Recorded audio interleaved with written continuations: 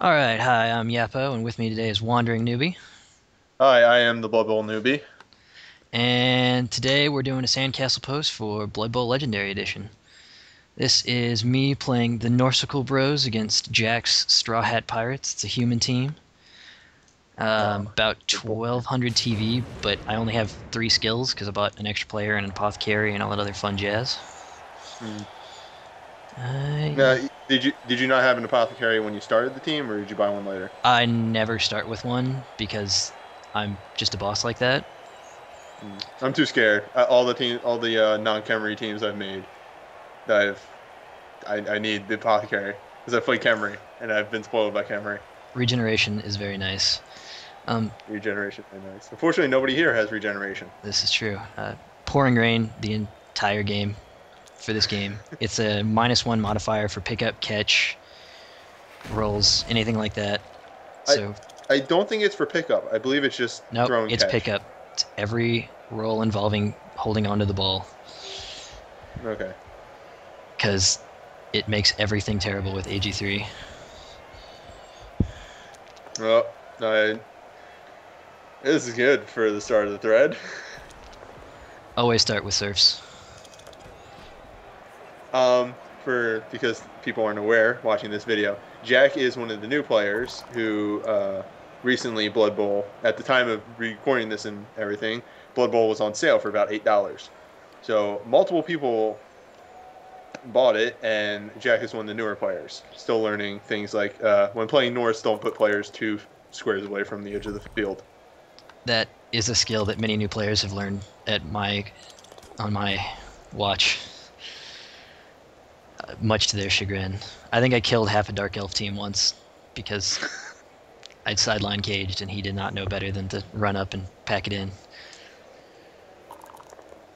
So, I see you're having trouble with the Strength 5 Orc. yeah, Ogre, that not also Orc. has guard. Norse have a Strength 5 unit available to them by the name of Yeti.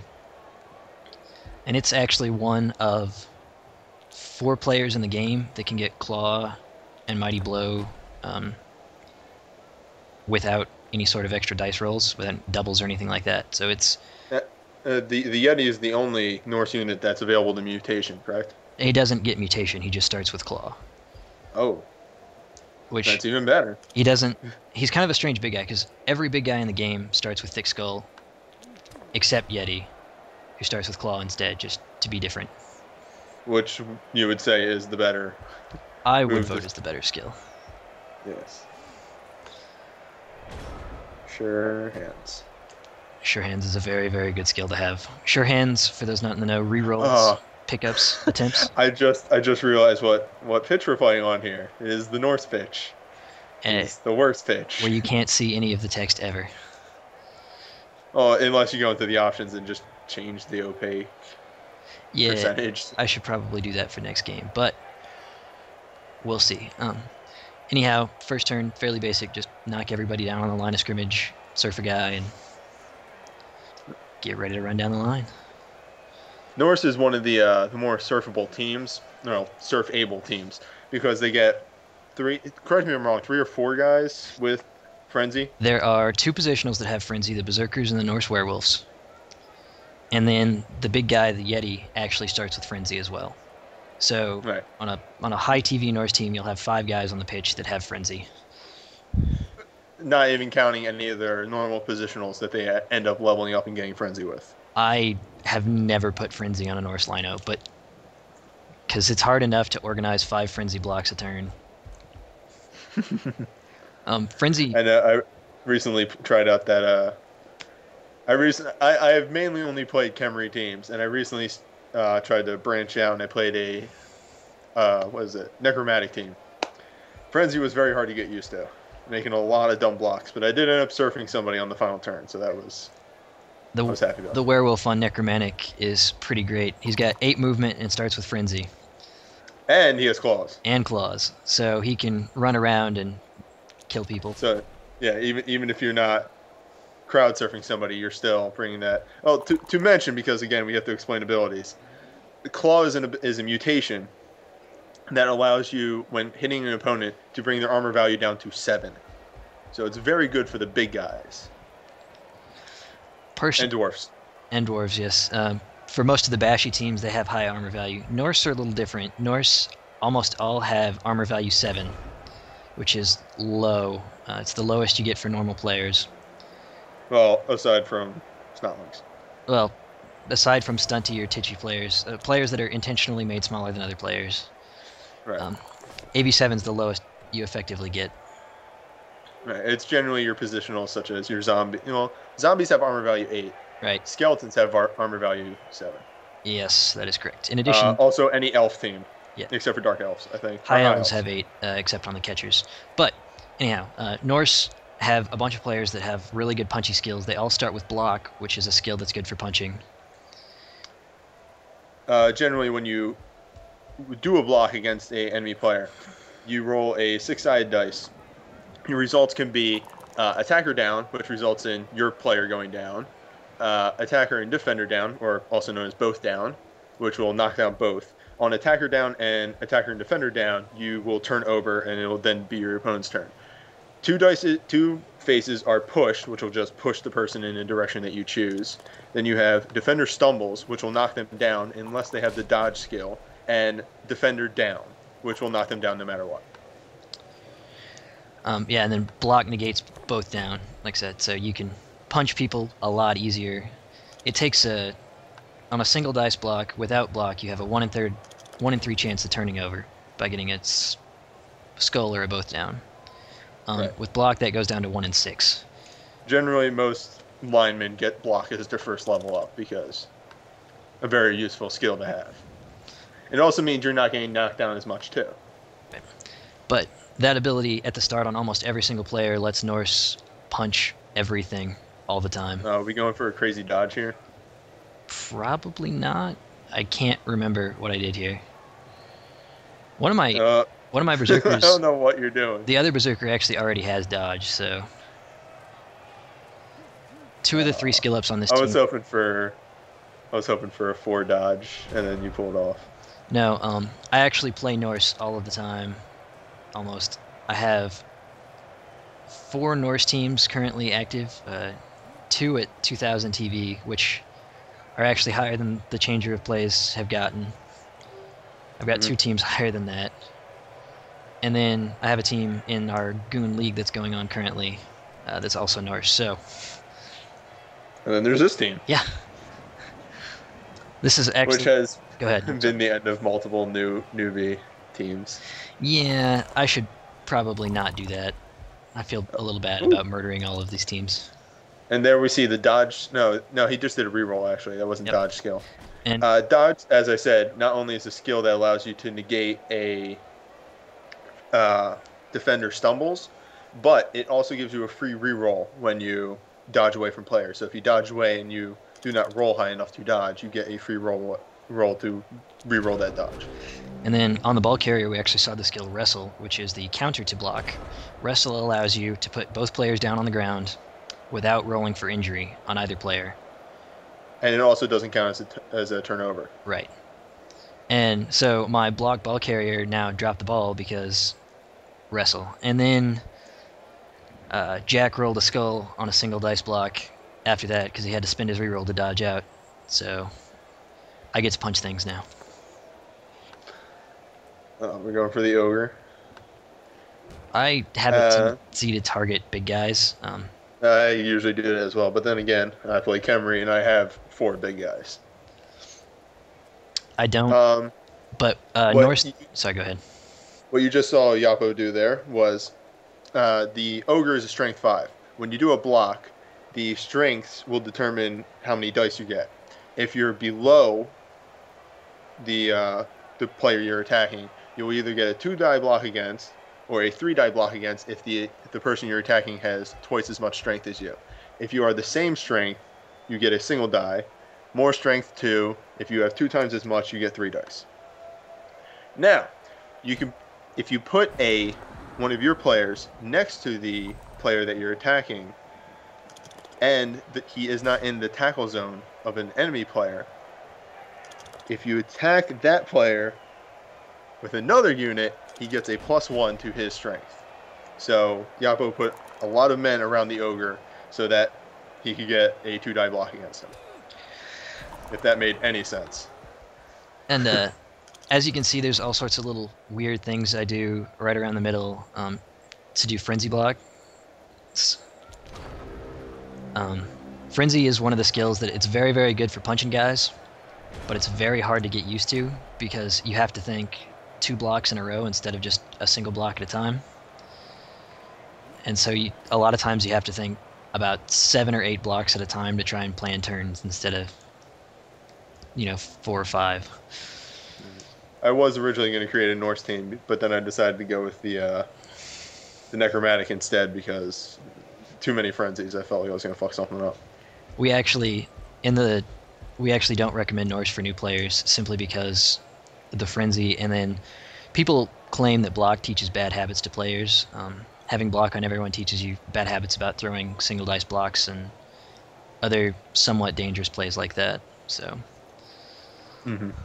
I personally disagree, but I do agree with the frenzy a lot. My first 3 or 4 games, I killed my team following up blocks into negative. There are negative 2 DBs, which are, if you're less strong than your opponent, you still roll 2 dice, but they get to pick the result. Right. I mentioned that. I didn't mention what the 2 dice block. 2 dice block against meant. But those are very dangerous situations that work rarely and generally end up with you getting into lots of trouble. Yeah, as if you roll even 1 skull. It could be a 3-die block against, and you roll even 1 skull, you're going down. Yep, and that was an ogre dodging and making 2 go for it's. A dodge for an ogre is I think a 5 or better. Yeah, you can see in the log it's a 5+ roll. A go for it is each unit has a certain amount of movement, but you can go 2 spaces further with any character, but you have to roll a 2 or better on the die.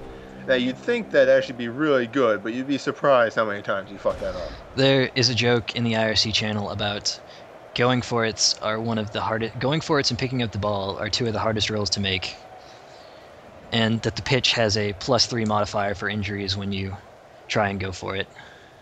Number of times I've seen a player get dead from a going for it. It's somehow wrestle. He's down. King of skills. So I still get the assist. Now, what I could do here is the guy with the ball actually has dodge, so it would be relatively easy to get out of the tackle zone. But you could take out the ogre. Right, since I have players free and a guy who has block. Every guy has block. The Norse werewolves actually do not start with block, and it is the bane of Norse players' existence. What do they get instead of that? They get the strength +1, right? Right, they are 4 strength, 2 agility, and actually have 8 armor. So they're a little tougher. But not having block is very, very painful. Especially on a team where everybody has block. Yeah. Which, speaking of everybody has block, dwarfs. No. Whenever you start a half, you will get a event that happens. Any kickoff, you get an event. Yeah, that's what I meant. I said half by mistake. This is... I can never remember the name of it. I know what it does. Quick snap. Quick snap, there we go. It allows the attacking team to move everybody 1 space. Generally, it's not that great, but... I mean, in this case, he was able to move a guy underneath the ball. Well, and if you can tell specifically, you have to have 3 guys on the line of scrimmage, which is why I have my 3 linemen up there. But all the other guys are 2 spaces back from the line. God damn. Mercenary caught the ball. Yeah, but like I said, all my other guys are 2 spaces back from the line. So in the case of a quick snap, they don't get free blocks off on my guys. I gotta start doing that. I always put them only one line back. I used to do that, and then I was playing, I think, a Kimry team, and they got a quick snap, and I got destroyed. Yeah, Kimry will do that. Kimry are an interesting team in that everybody has agility 2 or less, so it's almost impossible for them to pick up the ball. But they come with 4 strength 5 guys with 4 movement that have no negative trait, except that they get more injuries if they get knocked down. But they're strength 5 guys with armor value 9, so that's rarely going to happen. And we're getting a little off topic. I'm actually playing humans here, which are considered. Some people think they're not very good because they don't excel at any particular one thing. But they are actually really good because they can get a good general skill set and play to the weaknesses of almost any other team. Now, let me just want to look this up now. What their skill sets are? They get, I believe, 4 blitzers that come with block standard who have general and strength. They get catchers who have like 8 movement, something pretty big. Yeah, the catchers have 8 movement. They get general agility. Throwers have 6 movement, general passing. They are all strength 3 except for the catchers. They're strength 2. They're all armor value 8 except for the catchers, which are strength 7. Or armor 7. Sorry. So they are actually fairly quick moving, and they all get general, which means that you could all take block on your first level up. It's rather unfortunate in Blood Bowl that a lot of times the really good skills are some of the most boring too. Because to be a good Blood Bowl skill, you have to minimize risk, basically. Make actions less risky, less likely to fail. And block is great for that, but it just means guys stand around and do nothing. Mm-hmm. Whereas you have fun skills like shadowing and things like that, where whenever a player moves away from you, you can make a roll to follow him, and then he has to make his dodge roll again. And then you can follow him again, and then he has to make his dodge roll again, and pretty much you just fuck the guy over. In Cyanide, this is doubly important because once you start a movement, you cannot stop it. So if you are standing next to a guy that you don't notice has shadowing and you start moving all the way across the pitch, you are in for a whole heap of trouble. Mm-hmm. And a whole lot of dice rolls.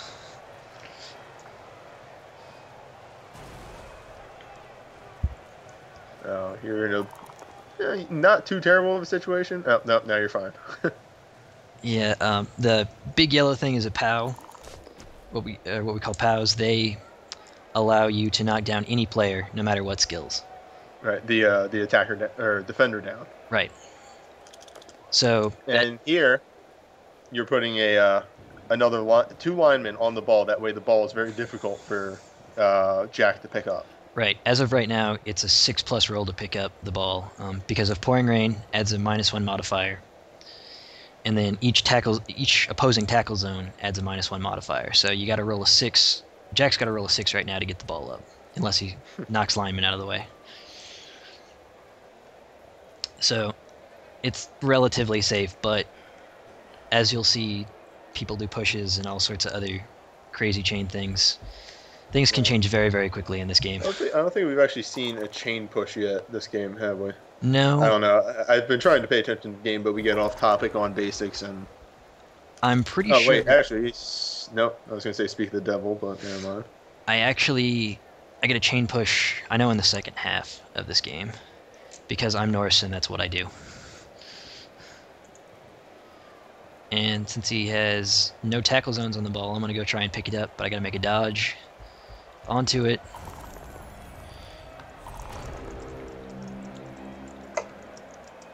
And 4+ because of pouring rain, no pickup. I think I rolled. And it literally scattered to the worst place. Yeah. Anytime you fail a pickup, obviously the ball will move into one adjacent square. So another good reason to have a lot of guys on the ball is it could actually scatter to one of your guys, and then he can pick it up. That actually happened earlier. Right. Up at the top, right before I made the touchdown, it scattered and my player caught it as it was bouncing around. It also means that I am out of rerolls now, so everything I do, I just gotta trust the dice. Yep. There's no second guessing anything, which then you really start to like. Do I want to do this? Is this a safe thing to do? Generally, at the start of a turn, the process of things that you do is you want to pick up all your players, unless any player that's lying down, unless you want to do something special with that guy. Then you want to make any movement actions, unless you need those people to be there. You want to make any 2-die blocks, because generally the safest thing to do. Then any ball carrying or 1-die blocks. It kind of becomes, at that point, a little less particular what you want to do, but generally the things you have a better chance of doing them, you want to do first. Unless you absolutely need this one thing to happen, then it goes other ways. Like I say, it's about minimizing risks. You got to do the least risky things first, and as you run out of rerolls, you start really having to look at what your priorities are and how much you need certain actions to happen. And then hope and pray that Nuffle doesn't decide that you're going to die. Nuffle is the deity of Blood Bowl. Blood Bowl is based in the Warhammer Fantasy Universe, sort of, and has its own deity that presides over it. Blood Bowl has a lot of fluff. It's actually really fun to play through the story mode of the game just to hear all of it. Like, apparently the game of Blood Bowl was discovered just there was a deadlock in a war, and somebody opened up a tomb, and there's the rules of Blood Bowl, and they decided to end the war through a game of Blood Bowl. I did not know that. Yeah, it was a game between dwarves and orcs. Try and guess who won. Dwarves? Or did orcs manage to punch him out? Dwarves. There's a fairly common thing in IRC that we hate dwarves. Oh. And once again, the ball scatters to like the worst spot. Right. If you push someone onto the ball, they scatter the ball. Since they're actively being pushed or whatever, they can't pick it up. Right. A player in the ball cannot occupy the same space unless he's carrying the ball. And so one tactic is you can push players onto the ball and try and get a favorable scatter. In this case, I scattered it out of any of my tackle zones and into opposing tackle zones. So... Yeah, and with only about 2 turns left for you, well, 2.5, you're probably not going to pick up the ball and I would have to get it to the end zone. Yeah, I would have to start running a player down towards a touchdown right now to even get a player in position. So, yeah. The other thing is that even though you're probably not going to get the ball and score, you are still in a good situation here point-wise. Blood Bowl is not a very high-scoring game. You tend to find a 2-1 split in the points. If you play Kimry all the time, yes, a 2-1 grind is what you will run into. But some teams... some teams like Skaven will... Skaven actually have one of the few units that can get a 1-turn touchdowner just by himself. They can... I've had that happen to me. It's obscene. They have a unit called Gutter Runner, and he has 9 movement base, so if he rolls plus movement, he can take ability called Sure Feet, which lets him re-roll going for it, and then Sprint, which lets him get another going for it. So that, and then he can also get +2 movement just from levels. You can't get higher than 10 movement. Oh, well, once again, I'm still new to this. But anyhow, that 13 movement lets him literally run from the line to the end zone in a single turn. And all he has to do is make 3 2+ rolls. Generally some dodges in there too, but... So that makes a very large threat, especially because Skaven's big guys are called Rat Ogres, and they start with Frenzy as well.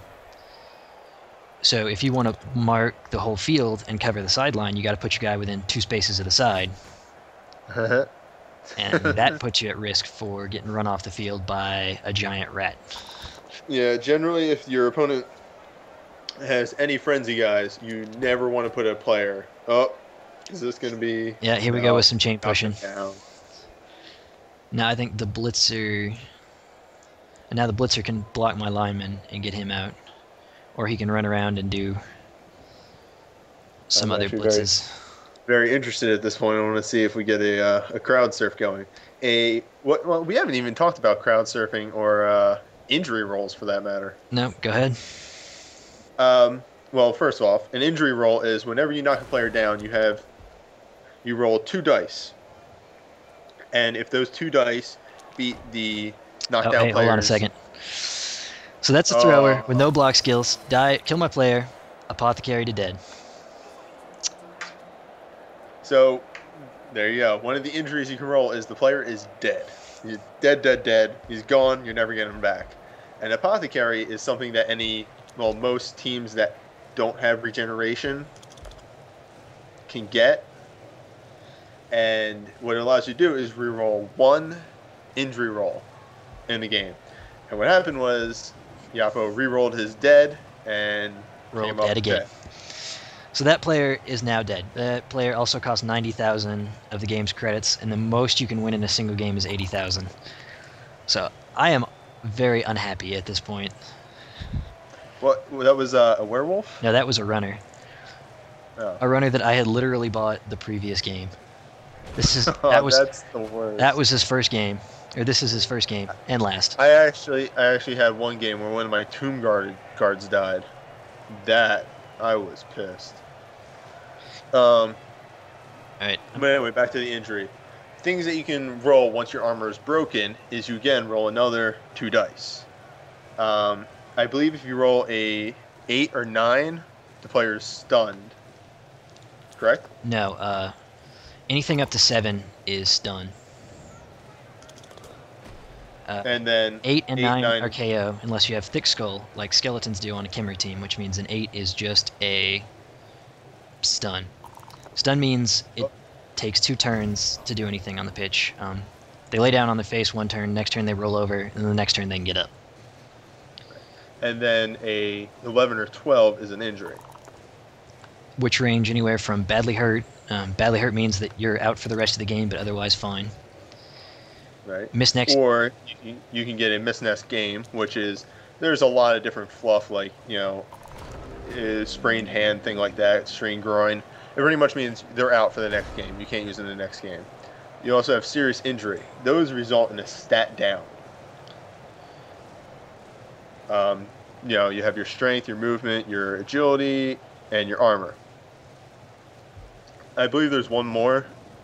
There's niggling, which is a serious injury. And what niggling does is add +1 to any injury roll you make. So after you get a niggling injury, you make your players more likely to get hurt and die in the future. Right. And then there's death. Which we've seen, where your player's gone, Right. He's dead, there's nothing you can do for him. Now, the thing I still do not understand is how do they determine what kind of injury you get? I can actually explain that one. Since you use a D8 for scatter and a D6 for almost everything else in this game, you actually roll a D6 and a D8. Score of a 1 or 2 on the D6 is badly hurt. A 4 or 5 is a miss next game. And then your roll on the D8 determines what kind of fluff miss next game it is. A 5 is a stat down. Again, the D8 determines what kind of stat down or niggle it is. And then a 6 on your D6 is death. Oh, here we go. Here's So it's the one time in the game you don't actually want to roll a 6. Yes. Oh. Well, you Whose want to roll team a was 6, that? presumably, because that was me. That was my lineman that got served. Yeah. Now we can get to surfing. Yeah. What surfing is you do some shenanigans in order to knock a player out of the field of play. The fans will attack him, and it rolls an injury roll on him. Now, surfing is great because, like we talked about, you don't have to make an armor roll. You make a straight injury roll. And even worst case scenario with a surf, that player's now out of the game until the next kickoff. Right. They can just get a knockdown, or not a knockdown, a stunned. Stun doesn't do anything. They can get a KO, badly hurt, serious injury, or dead. So yeah, now he's actually up a player on me, I believe, for this half. Or no, he's up 2 players because he killed my runner earlier and now surfed a lineman. So he has an 11 to 9 player advantage right now. For now. And now I'm considering my options to surf him back, since Norse are actually capable of surfing 2 guys with a single block. Through chain. Because of frenzy. Right, frenzy and chain pushing. You saw his lineman actually blocked a guy that was several spots away, and then pushed him into another guy, who he pushed into the lineman, who he pushed out of bounds. And right here is one of the huge block skills for Norse. It's called Jump Up, and the Berserkers have it. And it allows you to, with an agility roll with a +2 modifier, throw a block on a guy next to you from the ground. What? That is 2 crowd surfs. Yes, it is. And Jack was Oh, and you KO'd the another guy that guy. you attacked. So I went from being down 2 players to now being up a player in 2 blocks, which is kind of how Blood Bowl can go back and forth so ridiculously. We've all had that game where we got 4 badly hurts against us in a single round. Yeah, that's a very large issue. Norse also have trouble with that because they have such low armor value. Once you start going down guys, it's easy to keep going down guys. And since it's my turn 8 and I can't get to the ball carrier, I am just going to try and punch as many dudes as I can.